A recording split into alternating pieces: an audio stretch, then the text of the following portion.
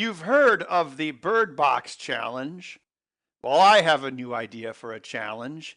It's the try to find a recent movie on Netflix that is not a Netflix original or released by Disney challenge. The reason this is important is because at the end of 2019, all of the Disney stuff and the Fox stuff will be gone from Netflix, leaving it a barren wasteland. There's a lot of people in America that basically never go to the theater. They consider a movie to be out when it's on video. They'll be like, "Oh, Captain Marvel, is that out yet?" Meaning, can I rent it at Redbox? And it's really weird because yeah, these people will never go to a theater. They're usually, families, going to a theater with kids is a pain. They'll never go to a theater, but they'll rent everything at Redbox or in the old days, the video store. I remember going to the video store back in the 2000s and whatever the new release was, it didn't matter what it was or how bad the reviews were. Every copy would be gone off the wall the first weekend. People will watch anything in their homes. But another thing is they want to watch new things, They want to watch the new release. So instead of like rewatching Dancer with Wolves, they'll rent that movie where Adam Sandler had a remote control. Click. With that premise, I'm going to try to find the most recent non-Disney movie on Netflix. And when I say non-Disney, I say like a major studio release. So I'm not counting Netflix originals. Let's go with action and adventure. Okay, well the first line here: Disney, Disney, Disney, Disney, Netflix, Disney, Disney, Disney. Next line is except for Solo, which is Solo Spanish version. Except for Solo, everything is a Netflix original. These two movies are like what, around 2005, so that's what, 14 years ago. Crouching Dragon was 2003, I want to say. Okay, here we go. This is the front runner. Scott Pilgrim was 2010, so that is our most recent film. Hot Fuzz is a little bit older. That's a very recent film, but it's from Disney, so see, all the recent stuff that you might want to see is going to be gone. Okay, Watchmen is 10 years old. Let's see, this Terminator Salvation is 10 years old. Mummy, 20 years old. That's a pretty good movie. The effects don't really hold up that well, though. Oh, yeah, National Treasure. That one will be gone, too. Serenity, that was Fox, so that'll be gone. 9 years old is the record right now. Oh, wait. Here we go. Chappie. Chappie was 2015. It's also terrible. But this is our new front runner at only 4 years old. Okay, now we're in the children and family movie section.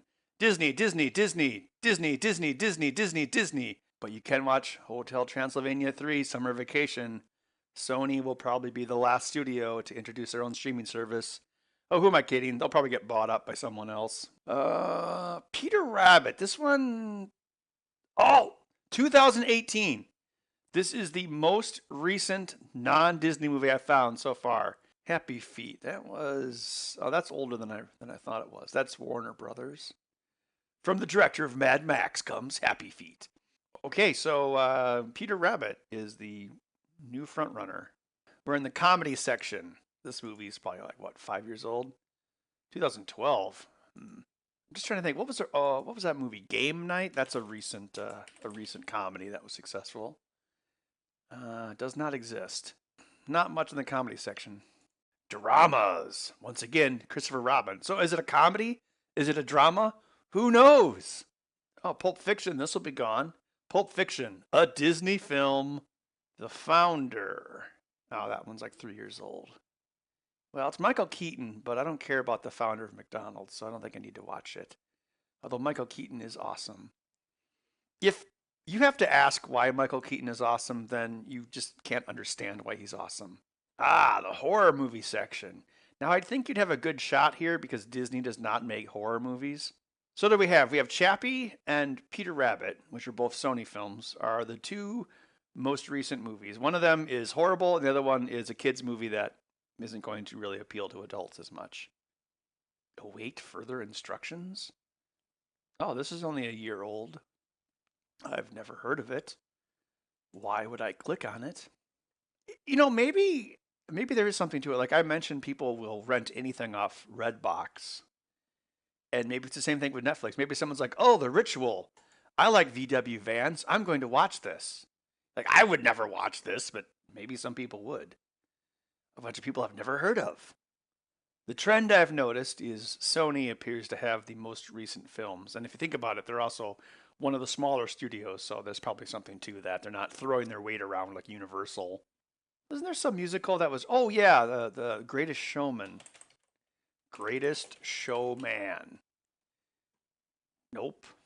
See, here's a bunch of musicals, but something that you might actually want to watch. You know, a recent hit musical. Nowhere to be found. Oh, it was Fox. So bye bye, Greatest Showman / Logan. How about romantic movies? Old, old, older than I thought. Old, old, old, very old. Crouching Tiger, Hidden Dragon is a romantic movie? Okay, sci-fi and fantasy. Disney, Disney, Disney, Disney, Disney. Isn't this the last Heath Ledger movie ever made? Yep.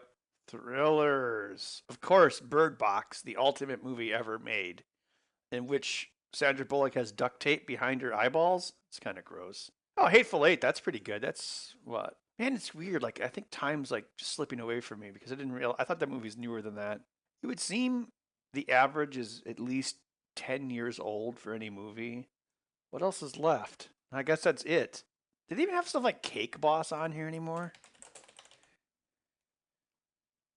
They've got Netflix's versions of Cake Boss. Yeah, this reminds me of like in the 90s when Walmart had all those like Disney knockoffs like Leo, the Lion King of the Jungle. We don't have Cake Boss, but we have Sugar Rush and Nailed It. Fuller House. Remember, if you're in a movie and you're pregnant, you have to hold your hands on your belly so people realize you're pregnant. There it is again. Look. See? See, now that I've mentioned that, you'll never be able to unsee it. Oh, wait. ABC. Guess who owns them? Disney. Well, I don't know what to tell you. I mean, I looked all over Netflix and I was only able to find 2 movies that I'd even heard of from like the last 5 years. Chappie and Peter Rabbit, which were both Sony movies. You know, I'm sure Peter Rabbit is much better than Chappie. Chappie was an astonishingly bad masterclass in tonal inconsistency. Oh, that's Ben Affleck in this Triple Frontier movie. No wonder they're pushing it so hard. Got to get their Ben bucks. Well, yeah, so thanks for joining me on this boring search and rescue mission. Who watches all this stuff? Like, look at all this Netflix original content. Remember when it was just House of Cards, and you're like, oh, it's an original series. I think I'll watch it. Oh, this is pretty good. Do people just click on all these and watch? I'm like, is this a movie? Like, what is this a movie or a TV show? I don't know. It's a TV show. Oh, it's got Emma Stone. That's someone I've heard of. Yeah, it's weird. Like, yeah, there's no more theatrical movies on Netflix, but you have, you know, big actors like Emma Stone and Ben Affleck making Netflix originals. So yeah, maybe just, you know, 9 zillion hours of custom content every year with TV shows is enough. So later this year, if you want to watch any recent movie on Netflix, you can choose from Peter Rabbit and Chappie. Enjoy that.